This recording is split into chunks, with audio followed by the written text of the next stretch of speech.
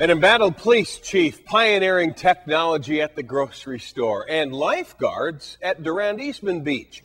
It all made news in decades past here on Rochester's first TV station. News 8 Now's Dave McKinley is back with News 8 Then.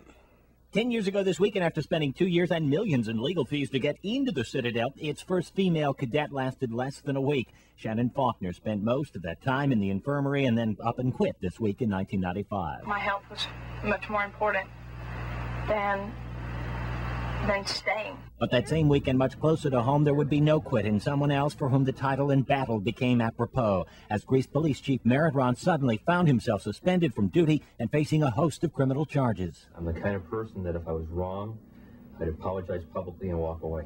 I'll be darned if I didn't do anything wrong. I'm going to fight to the death of me. He did, and he won. It took nearly a year and every cent he had, but the charges were dismissed.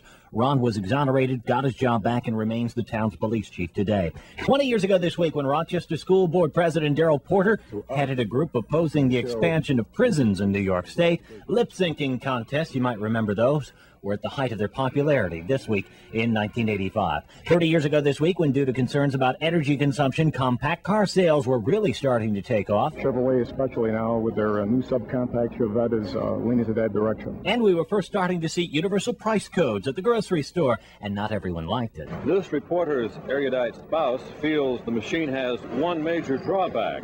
The shopper usually doesn't know the cost of the item until it's checked out. One of the pioneers of what is now common practice was Rochester's Robert Wegman, and it's just one of the many innovations which eventually propelled him to enshrinement in the Junior Achievement National Business Hall of Fame nearly 30 years after he changed the face of shopping forever this week in 1975. 40 years ago this week, when genuine cargo ships still brought goods from around the world to the port of Rochester to be unloaded by bona fide longshoremen, then is now the view of the High Falls was still best from the Pond de Rennes pedestrian bridge. Only back then it was called the Platte Street Bridge, and you could drive a car over it.